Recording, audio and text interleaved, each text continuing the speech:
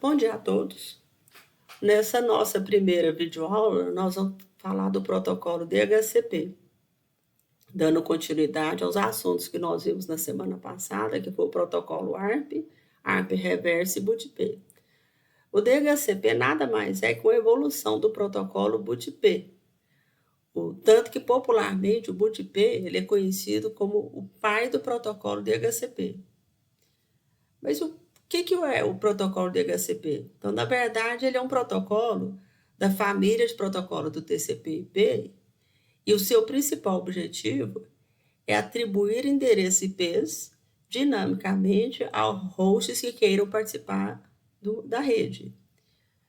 E aí, qual que é a principal vantagem? É justamente o quê? Economizar o tempo do administrador da rede, que através do uso do DHCP não precisará mais configurar manualmente o endereço IP de cada um dos computadores. Ou seja, quem irá realizar toda essa tarefa automaticamente vai ser o DHCP, economizando muito tempo da configuração de computadores de uma rede. Bom, então se ele é um protocolo, ele pertence ao modelo TCP/IP. Qual camada do modelo TCP que ele opera? Então, o DHCP ele pertence à camada de aplicação. Então, apesar dele trabalhar com a atribuição de endereços IPs, né, vocês estão lembrados que o endereço IP pertence à camada de rede, na verdade, o DHCP ele pertence à camada de aplicação. Por quê? Porque ele vai trabalhar em cima do paradigma de comunicação cliente e servidor. E toda vez que eu tiver esse paradigma, eu estou trabalhando na camada de aplicação. E onde que eu vou usar o DHCP? Então, imagina uma rede como essa, por exemplo, uma pequena rede de 4 computadores, onde eu tenho um servidor DHCP e 4 clientes que já receberam esses endereços IPs do servidor DHCP, e num dado momento eu tenho um outro host que queira ingressar nessa rede, queira receber um endereço IP dinâmico para poder manter a comunicação com os demais hosts da rede.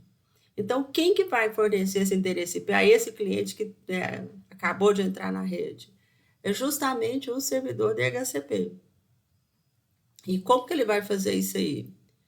Então, ele vai trabalhar com 4 tipos de mensagens, né? Então, todo o processo de aquisição do endereço IP são 4 etapas, em cada uma das 4 etapas eu vou trabalhar com essas 4 mensagens. Então, a primeira coisa que um host ele tem que fazer é enviar uma mensagem DHCP Discover. O que é isso aí?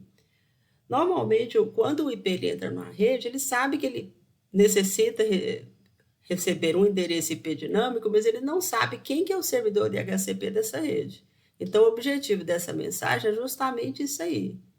É descobrir quem que é o servidor DHCP da rede. Então, essa mensagem a gente vai ver daqui a pouco, é que ela é enviada por broadcast, né? Ou seja, ela vai se propagar a todos os hosts da rede até chegar no servidor DHCP.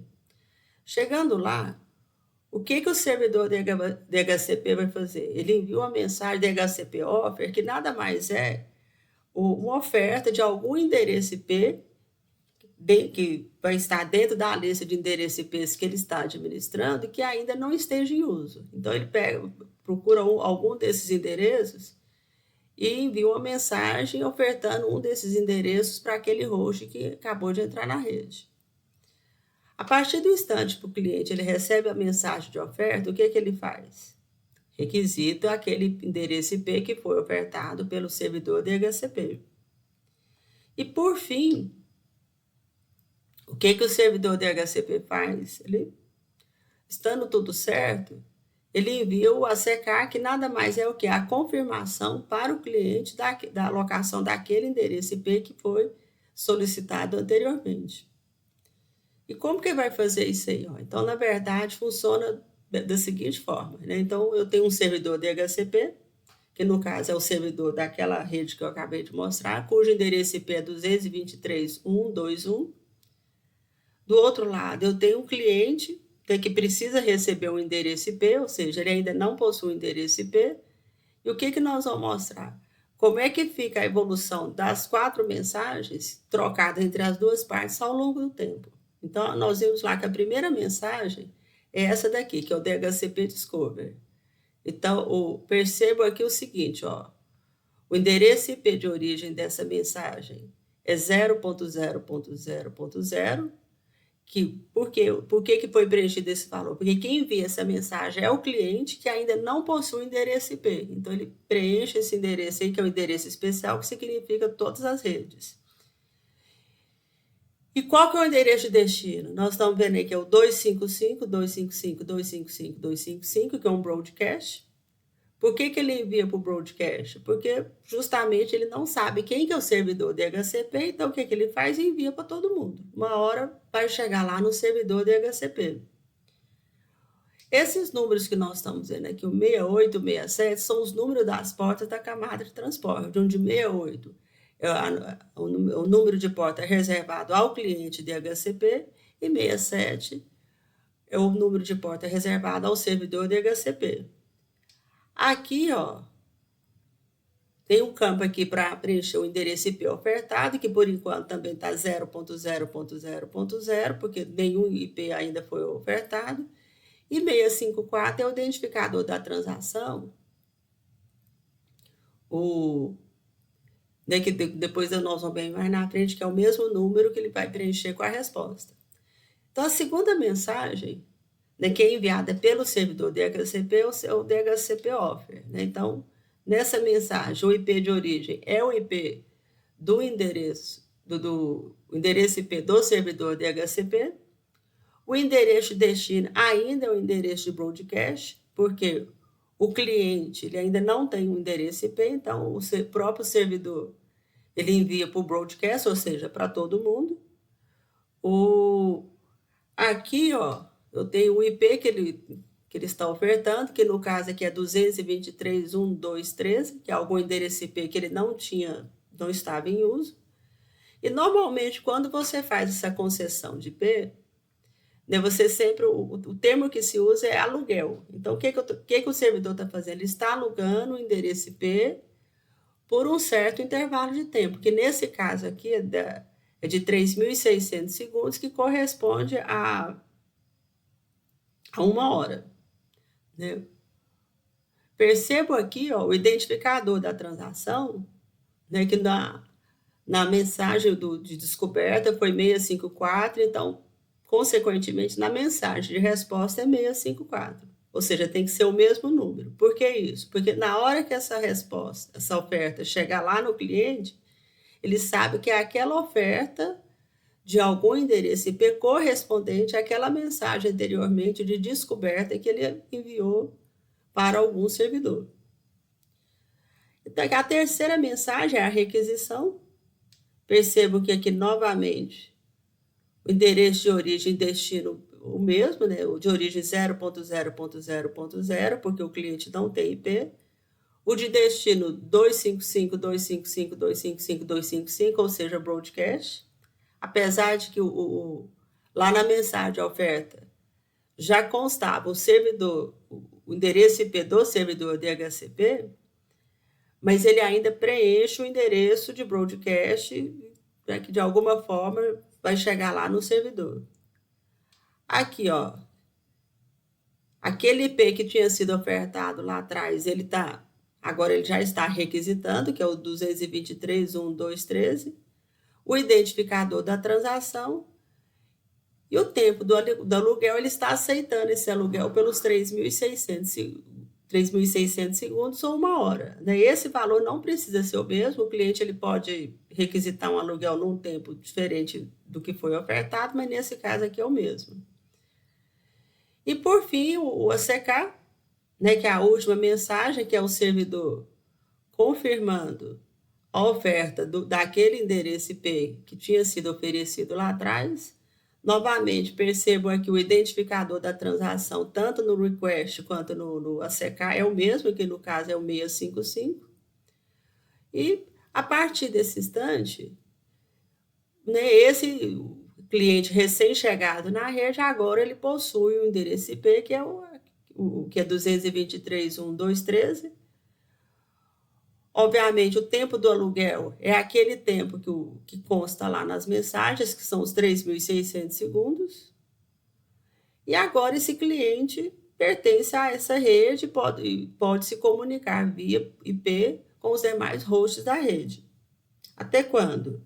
Até expirar o tempo do aluguel, que foi os 3.600 segundos. Expirou esse tempo, o que ele faz? Ele tem que repetir novamente o mesmo processo para fazer a renovação do aluguel daquele endereço IP. Algumas observações importantes sobre o DHCP. A primeira delas, que vocês perceberam o seguinte, que todas as mensagens foram enviadas por broadcast. Ou seja, em todas elas, o endereço de destino era sempre 255, 255, 255, 255. Então, dá para perceber aqui claramente, ó. Essa primeira mensagem aqui, ó. Endereço de broadcast de destino, essa outra aqui, ó. Endereço de broadcast de destino, a outra também. Endereço de destino também é um endereço de broadcast, e nessa outra aqui também o endereço de destino é um endereço de broadcast. Uma outra observação importante é que é o seguinte, é que o DHCP ele usa os mesmos números de porta de transporte que o BOOTP, ou seja, porta 67 para o servidor, porta 68 para o cliente, e o protocolo de transporte que ele vai usar é esse aqui, que é o UDP. Uma terceira observação que é o seguinte, que normalmente cada subrede ela tem que ter o seu próprio servidor DHCP. O que isso quer dizer? Que se eu tiver duas subredes, eu preciso ter 2 servidores DHCP, um diferente para cada subrede. E se eu não tiver isso aí? Aí eu posso fazer a mesma coisa que eu fazia lá no servidor do BOOTP, que é trabalhar com a agente de encaminhamento, que é o relay. O que seria o relay? Normalmente é um roteador que você já configura ele para que essas mensagens DHCP elas ultrapassem os limites da mesma subrede. Né? Então, isso a gente já viu lá atrás, então vocês já viram como é que funciona. Bom, vamos agora ver como é que faz para configurar um servidor DHCP no Packet Tracer, que é um simulador de redes da Cisco. Bom, para quem não conhece o Packet Tracer, ele é uma plataforma de simulação de rede, foi desenvolvido pela Cisco, o Packet Tracer faz parte do treinamento do CCNA, que é uma certificação da Cisco, então é uma ferramenta que é usada no programa de certificação do CCNA. E o que é o objetivo do simulador? É criar uma rede de computadores onde você pode colocar vários tipos de dispositivos, você pode colocar servidores, você pode colocar estação de trabalho, smartphone, notebook, comunicação com fio, comunicação sem fio, vários tipos de dispositivos, hub, switch, roteador e por aí afora. E a ideia de você fazer uma simulação é você poder praticar o comportamento de uma rede de computadores usando equipamentos emulados, mas que funcionam como se fosse um comportamento real. E uma outra vantagem do simulador é você poder compreender o funcionamento dos protocolos de rede que nós estamos vendo aqui só na teoria. Então, assim, é muito interessante o uso do simulador, nós vamos fazer isso aí ao longo do curso de Redes 2, vários tipos de simulação. Para quem não tem o Packet Tracer, o download dele pode ser feito nesse link aí. E aí, como é que faz? É assim, ó. Antes de fazer o download, você tem que se inscrever no curso da Cisco, que é o curso lá do Network Academy. Então, o link é esse daí. Lá nesse link tem um local que você vai clicar, onde vai estar escrito inscrever-se para fazer o download do Packet Tracer. É essa mensagem aqui. Clicou nessa mensagem, é se inscrever no curso Introdução ao Packet Tracer, que é esse curso que está lá. Preenche os seus dados para completar o registro lá na academia lá da Cisco. Inicia o curso e aí rola para baixo, lá nas ferramentas, tem um link lá para fazer o download do Packet Tracer. É só ir lá e fazer o download, instalar e trabalhar em cima dele, é bem tranquilo. Para quem quiser fazer o curso, né, que é a introdução ao PEC 3, apesar do nome ser introdutório, ele é bem completo, tem muita coisa sobre o PEC 3, você tem coisas que nós vamos ver no curso de Redes 2, tem outras coisas que não, a gente, né, por questão de tempo, a gente não vai ver. Para quem sabe inglês, eu acho que é altamente recomendável. E qual que é a atividade prática que eu estou propondo aqui para vocês fazerem? É assim, faça o download do Packet Tracer, depois do download é configurar um servidor DHCP simples. Né? Então, para poder acompanhar como que é feito, eu fiz a configuração, gravei o vídeo, né? Vou passar agora algumas explicações do que vocês têm que fazer e aí é mão na massa. Né? Então, essa daqui é a tela inicial do Packet Tracer, para quem não conhece, né? Aqui na parte inferior você pode selecionar vários elementos para eu poder acrescentar no Packet Tracer, né? Então, aqui, por exemplo, eu posso selecionar dispositivo. Do dispositivo, você tem várias opções de outro dispositivo. Se você clicar aqui na parte os sistemas finais, você vai ter várias opções de sistemas finais. Aqui eu vou escolher as conexões, aqui eu posso escolher nuvem e por aí afora. Aqui em cima, várias ferramentas, essa aqui é para selecionar, para inspecionar, apagar, né? Você pode criar uma caixinha de texto, reta e vários outros elementos, enviar pacotes. Aqui nessa parte aqui do canto, é onde você vai visualizar o modo de simulação, que eu vou mostrar aqui daqui a pouco como é que faz. Então, assim, ele é bem tranquilo. Então, devo só dar o início aqui no vídeo, que aí vocês vão ver como é que funciona. Então, aqui o primeiro passo, aqui eu cliquei em sistemas finais, escolhi um servidor. Então, tudo que você tem que fazer é arrastar o servidor para alguma posição na tela. Agora eu vou colocar 3 estações de trabalho, né, que são 3 computadores, mesma coisa, você clica e arrasta, é bem tranquilo. Para conectar esses equipamentos, eu vou escolher um switch, que é esse switch aí, um switch Ethernet. Então, selecionou, arrastou, tá ali o switch.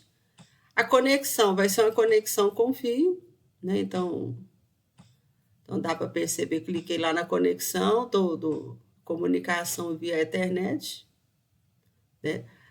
Perceba que na hora que você insere os dispositivos, inicialmente ele ainda não está comunicando, então dá para ver que tem algumas ligações que estão em verde, outras estão em laranjado, para saber se a comunicação entre a estação e o switch realmente está feita, né? Você vai visualizar 2 triângulos verdes, então isso quer dizer que a comunicação está online. Ali no caso, dá para perceber que a do servidor com o switch agora já está online.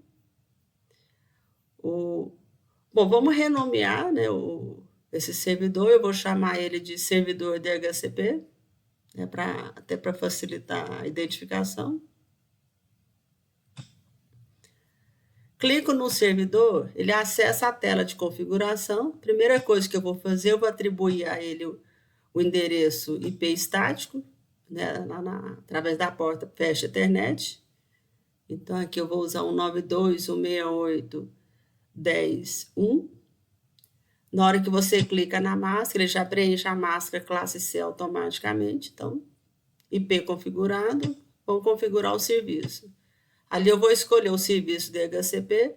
Perceba que ele já preencheu o endereço IP inicial. No caso, eu vou substituir ali por 92.68.10.100. A máscara também já preencheu automático. E ali a quantidade máxima de endereço IPs que ele vai distribuir, ele estava 255, eu vou colocar 5 mesmo. Salvou.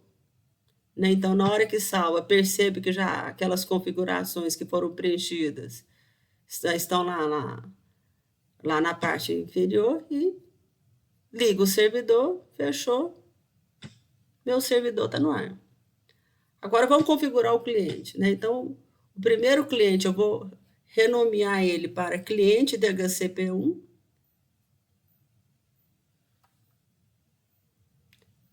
Clico no cliente, a configuração é bem simples, eu vou lá nas configurações, fecho a internet, Selecione o DHCP, perceba que ele já recebeu o endereço IP 192.168.10.100, que era o primeiro endereço lá o pool de endereços que estava lá configurado no servidor.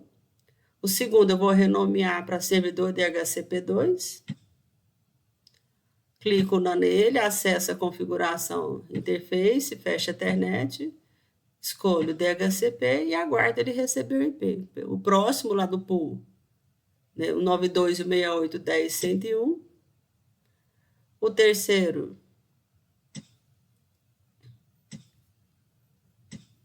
vamos renomear ele primeiro, né? Chamar de cliente DHCP3.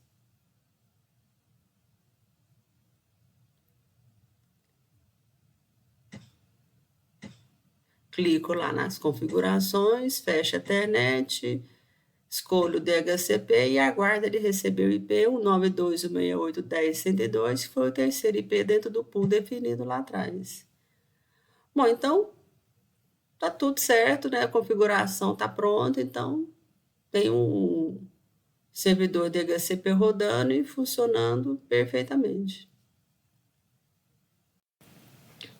Bom, eu espero que vocês tenham gostado dessa videoaula, né? Eu espero que eu tenha sido clara, né, o suficiente para fazer vocês perceberem como que funciona o DHCP. Eu gostaria que vocês assistissem novamente essa aula, principalmente essa parte do PEC 3, e instalem o PEC 3 e tentem fazer essa simulação. Ela é bem simplesinha, porque a partir dessa, ao longo do semestre, nós vamos fazer outras. Eu vou estar aqui no Moodle e também no Edmodo, né? Quem tiver alguma dúvida, pode perguntar, né? Sem nenhum problema, tá? Então, bom dia a todos e foi um prazer.